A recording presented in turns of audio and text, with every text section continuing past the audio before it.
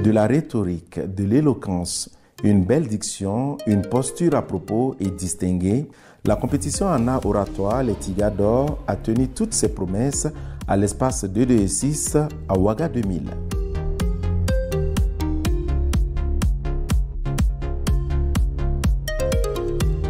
Donc nous sommes à la première édition actuellement et nous avions pour objectif réellement de faire la promotion des jeunes talents dans le domaine de l'art oratoire.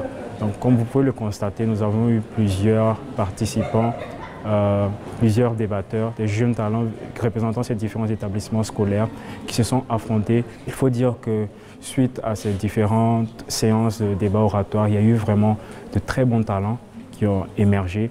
Et nous avons pu voir comment est-ce que les jeunes arrivent de façon dynamique à défendre leurs idées et à présenter les concepts. Et ceci permet également d'instruire la jeunesse parce que nous avons des participants des différentes écoles qui viennent assister, soutenir les écoles, leurs représentants légaux. Et donc c'est un cadre éducatif et instructif pour les jeunes. Et cela permet également d'occuper les jeunes sainement durant les week-ends.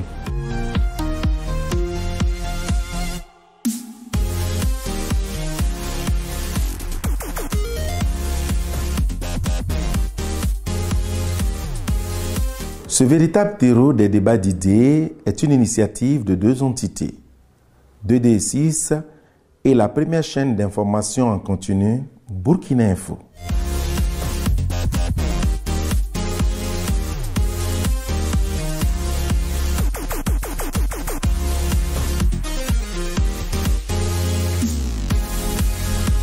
Ici, plusieurs thèmes relatifs à l'actualité sont abordés.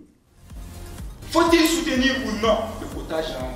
Pour mes compétiteurs de comprendre que la protection de l'écosystème en Afrique n'est pas un luxe mais une aubaine.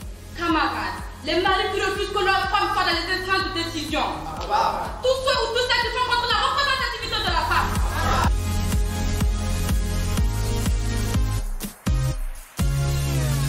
Lycée municipal Bambatar, un des plus anciens établissements d'enseignement de la ville de Ouagadougou.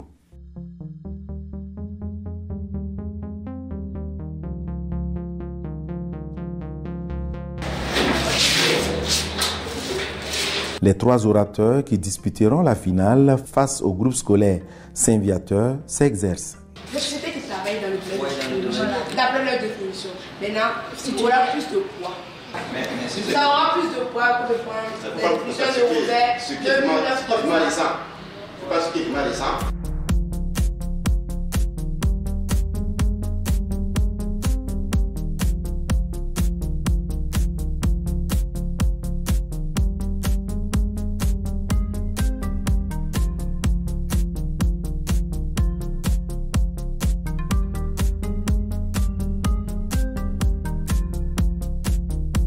Les représentants du Saint-Viateur échafaudent leur argumentaire pour la finale depuis plusieurs jours.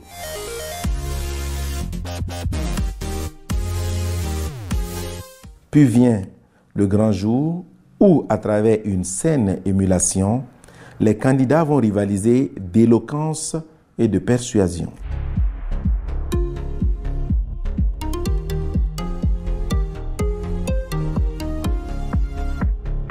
Des critères sur la forme et également sur le fond. Et tout sera noté sur 100. Et quand on parle de forme, il s'agit bien évidemment des éléments prosodiques, des techniques de base de prise de parole en public même, la posture, la gestuelle, le regard, le ton de la voix, le débit, et ainsi de suite. Et quand on parle de fond, il s'agit essentiellement de l'argumentation, la manière dont l'orateur est cohérent, droit, logique dans ses arguments, les preuves qu'il apporte, et les arguments qu'il apporte également. Ce sera essentiellement ça. Le tout sera noté sur 100 par orateur. Quand on écoute ces orateurs, vu qu'on a eu la chance de les voir pendant les phases éliminatoires et ainsi de suite, on se rend compte que ce sont des jeunes pétris de talent. On se rend compte qu'au collège, on a encore beaucoup plus de grands orateurs qu'à l'université. Donc je pense que ce soir, on aura une finale phénoménale.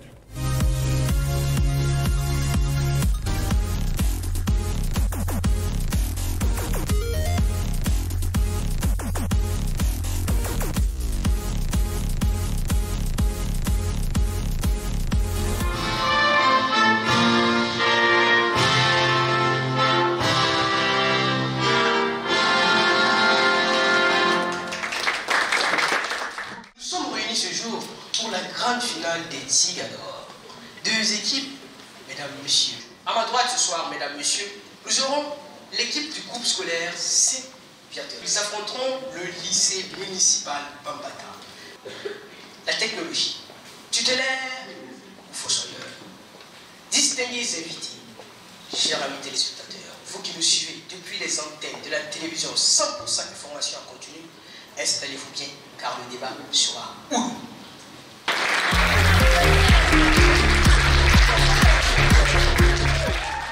Du 20 novembre au 18 décembre, le monde entier vibrait sous les rythmes intermittents du ballon rond au Qatar. 32 équipes de l'Europe, de l'Amérique, de l'Asie et de l'Afrique ont rivalisé d'ardeur et de prouesse pour remporter le sac qui les placerait sur le toit du football mondial. Au total, environ 1,12 milliard de téléspectateurs ont suivi ces événements. Grâce à quoi? La technologie. L'eau, c'est la vie, a-t-on coutume de dire très souvent. Mais encore mieux si l'on l'a à portée de main. Au Burkina Faso, comme partout ailleurs, les institutions de l'eau travaillent à distribuer l'or bleu à toutes les populations de leur territoire. Grâce à quoi? La technologie. Au XVIIIe siècle, l'Écossais James Watt mettait sur le marché du transport la machine à vapeur. D'évolution en évolution, de la marche à pied à l'avion, en passant par le vélo ou la voiture, les déplacements de l'homme sont devenus plus simples, plus faciles, plus fruits. Grâce à quoi? La technologie. Bref, je pourrais m'atteler à citer toutes ces créations révolutionnées aujourd'hui par la technologie. Le petit Jésus aura le temps de naître, de vivre et même de mourir sur la croix de Golgotha. Je ne finirai jamais de les citer. Mais une chose est sûre, après cette brève contextualisation, oser affirmer que la technologie nous nuit, nous fait périr, nous envoie plus bas que terre ou qu'elle est fossoyeur serait comme voir Eudoxie Yao et refuser quand même de croire qu'elle a de grosses fesses. Monsieur le président du jury Auguste Assemblée, en cette belle soirée, je vous prie d'accepter, grâce à ce merveilleux canal amplificateur qu'est le micro, fruit même de la technologie, l'expression de mes salutations les plus douces. À tous et à chacun, bonsoir. Technologie, tutélaire ou fossoyeur, voici la pomme de discorde qui nous sépare en ce soir. Mais avant d'entrer dans le vif du sujet, Confucius disait ceci: sans principe commun, ce n'est pas la peine de discuter. Alors, entendons-nous sur les mots. En 1982, une étude de la technologie menée par l'Organisation de coopération et de développement économique la définit comme étant l'ensemble des méthodes et des outillages industriels nécessaires mis au point par l'homme pour résoudre des problèmes concrets de son développement. Tutélaire, selon le Larousse 2021 à la page 1116, est défini comme protecteur, défenseur, mettre à l'abri une personne ou une chose. À la page 473, fossoyeur vient du verbe fossoyer, qui veut dire tuer, anéantir, exterminer. Reformuler le thème donne ce qui suit. L'homme a-t-il raison de se mettre à l'abri en utilisant des méthodes et des outillages industriels nécessaires pour résoudre des problèmes concrets de son développement? Je reprends. Est-ce que l'homme a raison de se mettre à l'abri en utilisant des méthodes et des outillages industriels nécessaires pour résoudre des problèmes concrets de son développement? La réponse est oui. Mais avant toute chose, j'aimerais que les choses soient claires. Nous ne sommes pas là pour parler de la mauvaise utilisation de la technologie par des hommes qui n'ont rien compris de son existence et qui sèment le chaos dans le monde. Le problème, je le rappelle, est de savoir si l'homme doit se protéger en usant de l'outillage industriel pour résoudre des problèmes concrets de son développement. Mesdames et messieurs, la technologie nous protège de l'inconfort et nous met à l'abri du mal-être. Sur le plan des infrastructures, la technologie nous a permis de faire de gigantesques réalisations. Il est vrai que dans nos contrées, certains bâtiments ressemblent à des entrées couchées comparativement à d'autres pays. Mais le jour où vous et moi aurons la chance de visiter les grands pays, nous prendrons entièrement la mesure du proverbe qui dit que les moutons se suivent mais n'ont pas le même prix. Pour débattre sur ce thème, je suis accompagnée de Ethan Compaoré et Stéphanie Yanogo qui viendront vous mettre à l'abri de tout argument archaïque. Sur ce, et dans l'espérance que nos arguments vous apportent compréhension sur cette assertion, je vous remercie.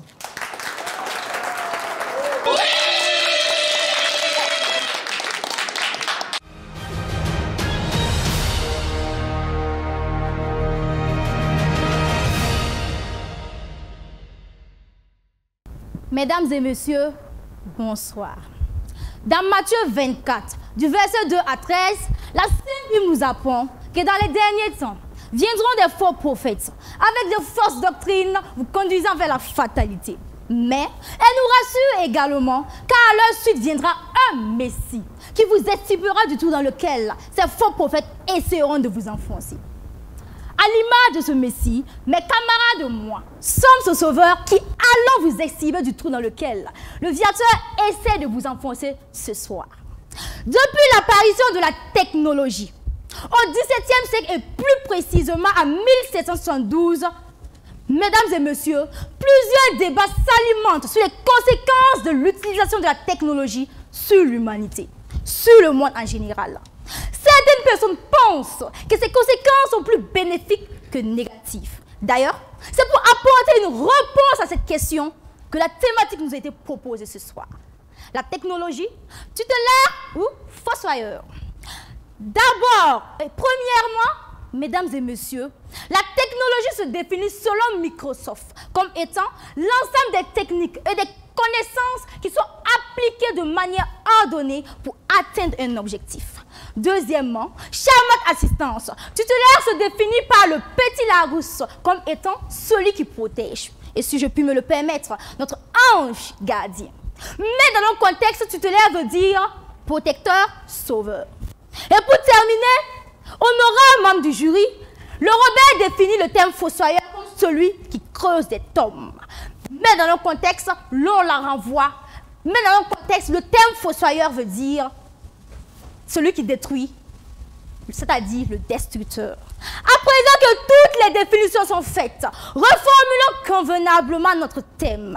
La question qui se pose, c'est de savoir si la technologie est-elle protectrice ou destructrice. Autrement dit, mesdames et messieurs, pour pouvoir dire si les conséquences de l'utilisation de la technologie sont destructrices ou protectrices, l'on doit s'interroger sur les conséquences de l'utilisation de la technologie sur l'humanité. Dans la mesure où les conséquences de l'utilisation de la technologie sont plus dirigées vers le côté négatif, alors la technologie est fossoyeuse. Cependant, mesdames et messieurs, mes camarades et moi, nous nions pas le fait que la technologie a des conséquences positives. Néanmoins, ces conséquences positives sont minimes par rapport à ces conséquences négatives.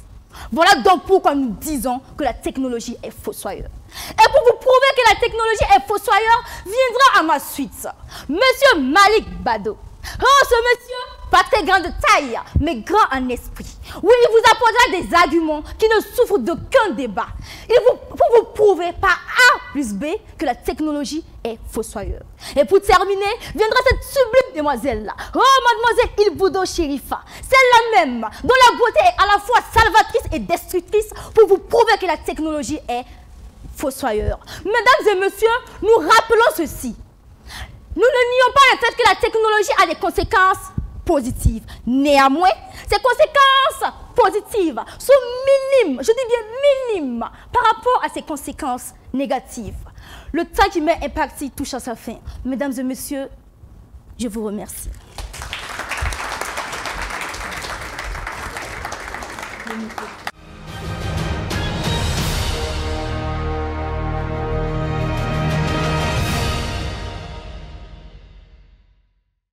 Mesdames et messieurs, nos adversaires sont venus nous dire qu'ils ne sont pas en train de dire que la technologie est entièrement mauvaise, mais qu'elle contribue à nuire. Alors que, dans leur définition du mot fossoyeur, ils disent que la technologie met fin à un monde déjà en déliquescence. Par conséquent, ils nous disent que la technologie est entièrement mauvaise. Par ailleurs, je tiens à rappeler que dans ce débat, il n'a jamais été question de discuter des inconvénients, encore moins de la mauvaise utilisation de la technologie par des hommes qui manquent cruellement de scrupules. La question qui se pose ici est de savoir si la technologie protège l'homme en lui permettant de résoudre des problèmes concrets de son développement.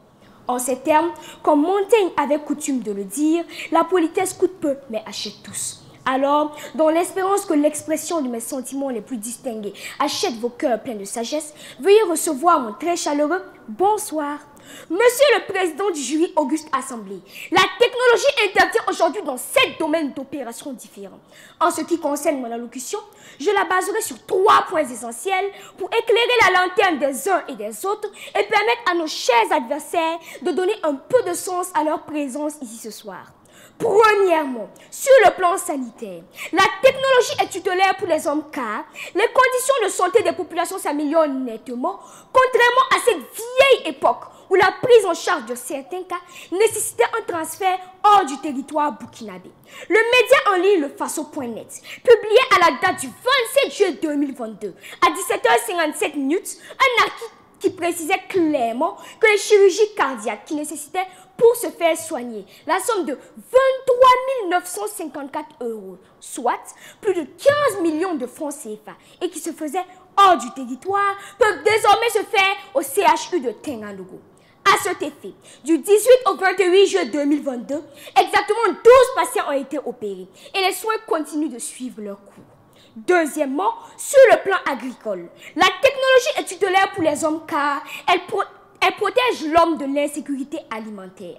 La première révolution agricole est apparue au XVIIIe siècle, plus précisément entre 1750 et 1850. D'évolution en évolution, le monde agricole sera révolutionné grâce à l'avènement des machines qui effectueront des tâches que l'homme peinait à faire. Petit coup d'histoire, chers adversaires, prenez les stylos, écrivez. En Indonésie, entre 1980 et 1990, les autorités indonésiennes feront de nombreux efforts pour insérer l'économie indonésienne dans l'économie mondiale. Et ce, en encourageant la compétitivité industrielle et en augmentant le processus de valeur ajoutée sur les produits transformés. Grâce à cela, l'Indonésie fait aujourd'hui partie des plus grands pays exportateurs agricoles au monde. Si bien que, pendant la pandémie de la Covid-19, lorsque d'autres pays gémissaient sur le poids de l'insécurité alimentaire, l'Indonésie était posée chez elle, tranquille, au calme. Troisièmement, sur le plan sécuritaire, je sais que beaucoup d'entre vous se posent la question de savoir pourquoi cet argument, vu les ravages provoqués par les Premières et Secondes Guerres mondiales et la crise russo-ukrainienne qui continue de battre son plein. Pour plus d'éclaircissement, je tiens à rappeler que l'objectif premier de l'arme n'a jamais, au grand jamais, été de fossoyer un quelconque individu, mais de protéger ce dernier contre le fossoyeur. Je prends un exemple easy. À la base, un concombre est fait pour être mangé. Mais aujourd'hui, beaucoup de gens l'utilisent à d'autres fins que je me garderai de citer, vu la présence de ma mère dans l'Assemblée. Cette situation est pareille à celle de la technologie, car cette dernière a été instaurée pour permettre même aux plus mauvais des hommes de vivre dans les conditions les meilleures et non pour fossoyer un quelconque individu.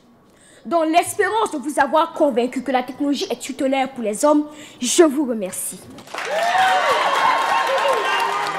Mesdames, Messieurs, permettez-moi de vous rappeler le thème de ce soir. Technologie, tutélaire ou fossoyeur. C'est la grande finale des Tigres. Les baobabs sacrés des débats Zora. Mesdames et messieurs, chers membres du jury, bonsoir. Conformément à l'annonce de ma première intervenante, je suis Malik Badou. Certes, pas très grand de taille, mais je viens vous sauver de la fatalité. Esa Boto disait, je cite, « Chaque fois qu'il t'arrive un malheur, cherche-en la cause en toi. D'abord en toi. Nous portons en nous les causes de nos malheurs. » Fin de citation. Mesdames et messieurs, le monde court à sa perte. Et nous en serons responsables demain si nous n'ouvrons pas l'œil dès maintenant. La technologie, tutélaire ou fossoyeur, voilà l'objet de notre convocation de ce soir. Avant toute chose, toute invention de l'homme a ses bienfaits et ses méfaits. Et la technologie n'échappe pas à la règle, bien sûr. Pour donc la juger, il faut plutôt s'intéresser à ses conséquences sur l'humanité. Si ces conséquences sont positives que négatives, alors la technologie est tutélaire. Dans le cas contraire, la technologie est fossoyeur. Et dans cette dynamique, je puis vous assurer, mes camarades et moi, que la technologie, depuis sa création, a contribué à plus détruire ce monde qu'à le construire. D'abord sur le plan humain. La technologie, à travers l'usage des armes de destruction massive, a causé la mort d'environ 100 millions de personnes selon l'ONU suite aux 2 grandes guerres. Je vois que mes chers camarades ont oublié leur cours d'histoire. À sortir de la guerre, l'Europe a perdu plus de la moitié de sa population. Vous imaginez, 5 fois la population du Burkina Faso a péri à cause de ces usages. Et jusqu'aujourd'hui, les conséquences de la bombe atomique utilisée sur Hiroshima et Nagasaki continuent à avoir des conséquences, si bien qu'il y a des enfants qui naissent avec des malformations. D'où la technologie est dangereuse et donc fossoyeur. Ensuite, sur le plan intellectuel, la technologie depuis son apparition au XVIIe siècle a contribué à la baisse progressive du quotient intellectuel moyen des hommes. Et Karl Marx, philosophe allemand, nous avait prévenu à ce sujet. Il nous avait dit que l'usage de la technologie aliénait l'homme, le déshumanisait et le rendait, excusez-moi, plus bête. Mais nous l'avons ignoré. Aujourd'hui, voilà que des années plus tard, la télévision RTL, dans son journal du 18 juin 2018, nous dit que le quotient intellectuel moyen des hommes est passé de 140 dans les années 1900 à 130 dans les années 2000. D'où l'influence de la technologie sur le quotient intellectuel des hommes. Et cela se vérifie. Regardons dans notre entourage. À la moindre question qui suscite une réflexion, on se tourne tous vers Internet pour des recherches, ce qui nous amène plus à réfléchir et à développer notre capacité intellectuelle. Toujours, prenons l'exemple de nos grands-parents qui étaient très forts en calcul mentaux. C'était parce qu'ils s'exerçaient. Mais aujourd'hui, avec l'avènement des calculatrices, on se donne moins de mal, ce qui fait que notre quotient intellectuel est en baisse. D'où l'influence de la technologie sur le quotient intellectuel des hommes. Et donc, il est fossoyeur. Et si ces conséquences dans le présent ne nous sont pas assez parlants, projetons-nous donc dans le futur. La technologie, à travers la création de l'intelligence artificielle, menace l'existence même de la race humaine. Et Elon Musk, PDG de SpaceX, nous prévient à ce sujet. Il traite la technologie comme la menace la plus grave pour la survie de l'espèce humaine. Et il ajoute que nous allons vivre le film Terminator sur Terre. Et il a raison. Puisque aujourd'hui, on se permet de créer des robots plus intelligents et plus puissants que l'homme. Des robots capables d'agir indépendamment de l'homme.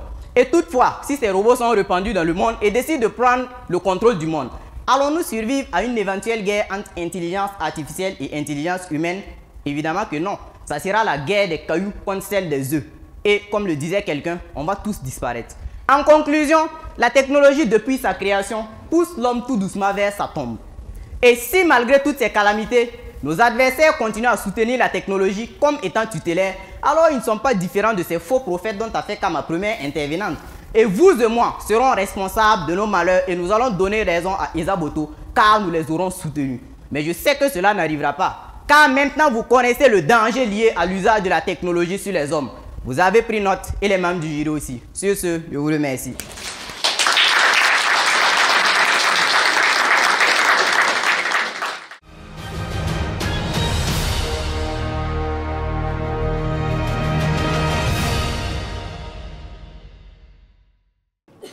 En cette belle soirée du réveillon, je vous prie, chers tous, d'accepter l'expression de mes chaleureuses salutations. Nos adversaires disaient tantôt que la technologie avait une mauvaise influence sur les hommes.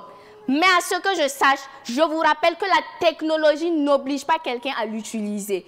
Par ailleurs, je vous rappelle que le thème évoqué ce soir ne s'interroge pas sur les inconvénients de la technologie, mais sur son caractère protecteur ou destructeur.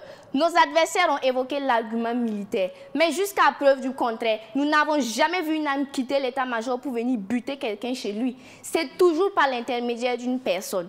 J'oubliais, vous qui défendez bec et ongle que la technologie est fossoyeur, profitez donc de l'occasion pour ôter vos vêtements, vu qu'ils sont issus de la technologie. J'oubliais une chose, au sortir de ce débat, n'oubliez pas de m'offrir votre moto qui, elle aussi, est le fruit de la technologie. Monsieur le président du jury, rappelez-vous, monsieur le président du jury, permettez-moi de fermer cette page publicitaire pour m'attaquer à l'évocation des arguments de mes coéquipiers.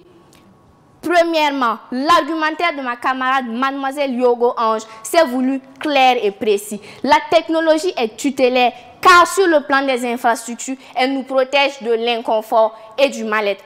Aujourd'hui, les sentiers battus que l'on emprunte pour se déplacer peuvent être transformés en ponts, voire en échangeurs. Toute chose qui permet aux populations de vaquer librement à leurs occupations. Deuxièmement, mon coéquipier, M. Ethan Compaoré, vous a montré que malgré sa petite taille, il sait se montrer grand dans certaines circonstances. Cet auteur d'esprit s'est révélé à travers l'énonciation de 3 arguments. Primo, sur le plan sanitaire, il vous a démontré que la technologie est tutélaire car elle nous protège de la perte de temps et nous fait gagner en économie. Monsieur le président du jury, rappelez-vous, le 15 novembre dernier, 5 centres hospitaliers du Burkina Faso ont été interconnectés. Et la source se trouve à l'hôpital Yalgado Ouedraogo. Le ministre de la Santé, Jean-Claude Karboubou, a clairement souligné que cette nouvelle technologie va permettre aux médecins et aux patients de gagner en temps et permettre aux médecins se trouvant dans une ville de traiter le cas d'un patient se trouvant dans une autre. Secondo, sur le plan agricole, il vous a démontré que la technologie est tutélaire car elle met les individus à l'abri du besoin alimentaire. Pour ceux qui prennent le soin de suivre l'actualité, le président de la Confédération paysanne du Faso, Bassiaka Dao, n'a jamais manqué de souligner qu'il faut que la technologie soit de pointe pour améliorer la production agricole en quantité et en qualité et protéger les individus de l'insécurité alimentaire. Tertio, sur le plan sécuritaire, il vous a démontré que la technologie est tutélaire. Car, contrairement à ce que pense le commun des mortels, une arme n'a jamais été créée pour fossoyer, mais bien pour se défendre contre les attaques du fossoyeur. Illustrons. Mademoiselle Seou Sherifa met fin à la vie de Monsieur Ilboudo Samuel avec une AK-47. Rassurez-vous, devant le tribunal, ce n'est pas l'AK-47 qui répondra de ses actes, mais bel et bien Mademoiselle Seou Sherifa qui ira en prison parce qu'elle a fossoyé un individu. Ce qui nous a été donné de voir ce soir nous convainc de dire « The game is over ».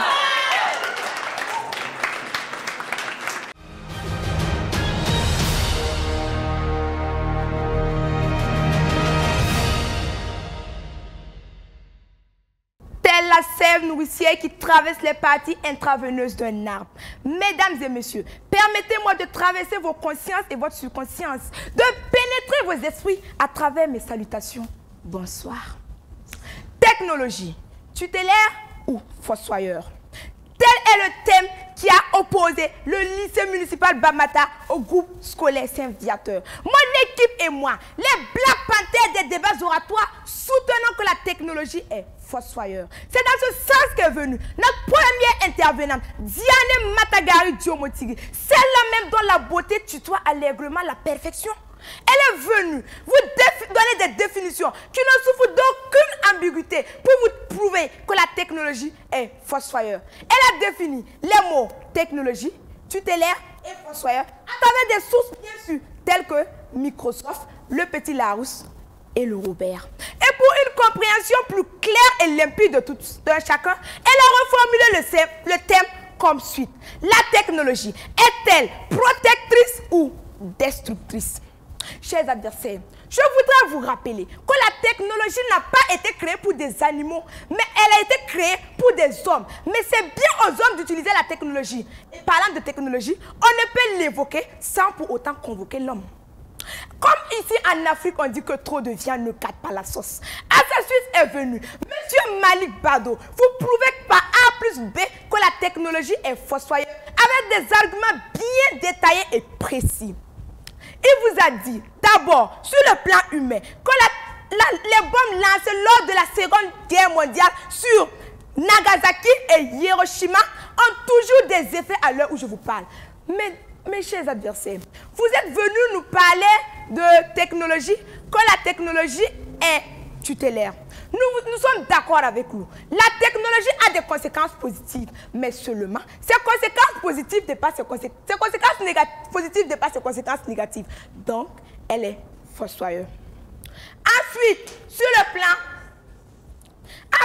plan intellectuel, il vous a expliqué que la technologie contribue à la baisse du quotient intellectuel, car grâce à la technologie, les hommes ne prennent même plus le soin de réfléchir sur des simples questions. Ils préfèrent se diriger vers Internet.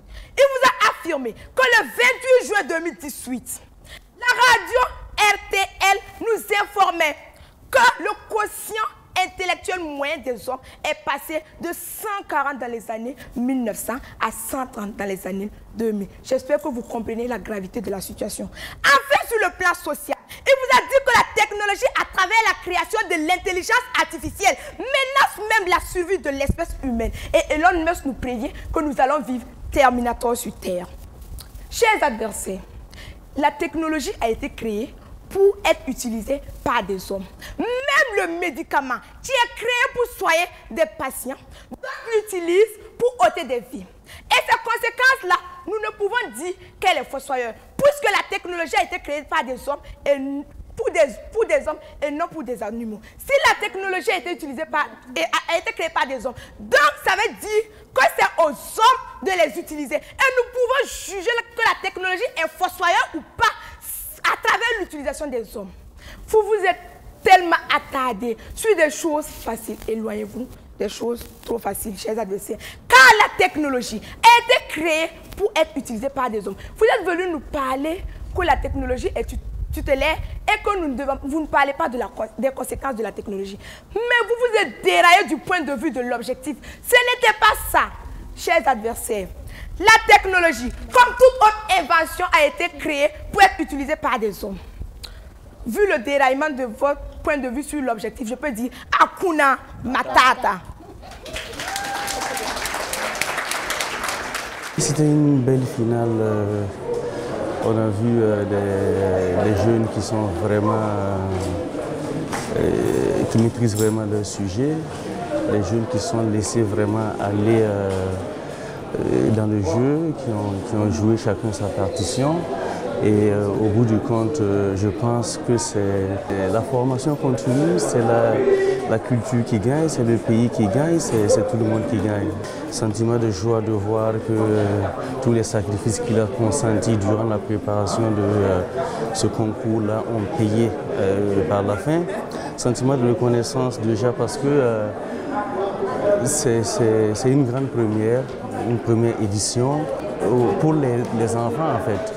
Voilà, je pense que c'est une plateforme qui est offerte aux enfants qui leur permet de s'exprimer et de se préparer, n'est-ce pas, à la vie dans le futur. Ce qu'il faut retenir, c'est la formation continue, la formation de nos enfants au-delà de l'école, au-delà de leur cadre habituel et tout. Et je pense que ce concours est vraiment venu leur ajouter un plus en fait. Voilà, c'est ce qu'il faut retenir. Merci à toutes les écoles qui ont accepté de répondre à notre sollicitude pour ce débat. Parce qu'au début, ce n'était pas évident. On a lancé ça au pied levé. On voulait impérativement lancer un projet qui allait, à la limite, agréger toutes les compétences au niveau des lycées et collèges de la ville de Ouagadougou. Au début, ce n'était pas évident, mais rapidement, on a fait le tour. Certains ont accepté de participer. Et quand le jeu a commencé, et puis ils ont constaté que ça passait à la télévision régulièrement, beaucoup d'écoles ont commencé à bousculer pour dire on veut participer. On dit non, attendez, vous serez là à la prochaine édition. Donc ce soir, mon mot, c'est pour vous dire merci. Merci aux 8 écoles qui ont participé à ces débats. Merci d'être venus et merci d'avoir soutenu ce projet. Merci aussi aux membres du jury parce que je connais les visages qui sont là. Et ce sont des gens qui ont fait leur preuve en matière de débat, d'enseignement et de dynamisme, à la limite, en tout ce qui porte sur les débats, les discussions un peu partout. Le Centre international de leadership et de jeunesse de Ouagadougou 2, 2 et 6 se fera le plaisir de vous recevoir dans d'autres cadres de discussion. Toujours est-il que ce centre, uniquement, l'objectif, c'est de permettre à la jeunesse de se cultiver. Comme vous le savez très bien, 0 alcool, 0 tabac dans ce centre. C'est vraiment un centre d'apprentissage, d'excellence et de leadership. Et quand vous voyez la portée des débats, c'est très important de vous dire encore une fois de plus, félicitations. Merci à tous et à chacun. Et on se dit déjà rendez-vous à la 2e édition en 2023. Une société ne peut pas se construire durablement, une société ne peut pas aspirer au progrès si elle n'offre pas des cadres de formation, des cadres de capacitation au leadership. Et ce que nous venons de voir aujourd'hui, cette finale, au-delà de la dimension compétition, j'ai insisté pour dire que c'est un exercice qui prépare la jeunesse, évidemment, à relever les nombreux défis qui se posent à un pays comme le Burkina Faso. Et le monde réel, c'est aussi savoir prendre la parole, savoir argumenter, mais cela, il n'y a pas d'école véritable pour vous offrir ça. Mais il faut des espaces comme ça où progressivement vous apprenez à argumenter, à défendre vos opinions. Passons donc à la délibération. Le 3e prix, qui est décerné ce soir, mesdames et messieurs, au collège privé Ramog Wendy.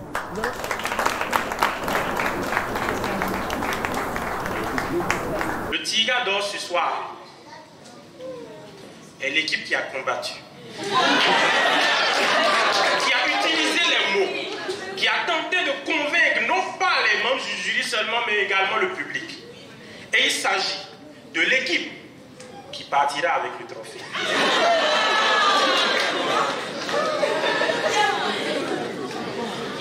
Ne vous inquiétez pas, cette équipe, c'est l'équipe que vous allez applaudir tout à l'heure.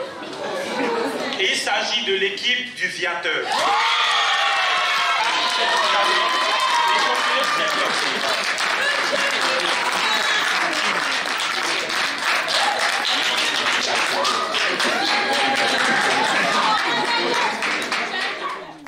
Le Tigre d'or, mesdames, messieurs.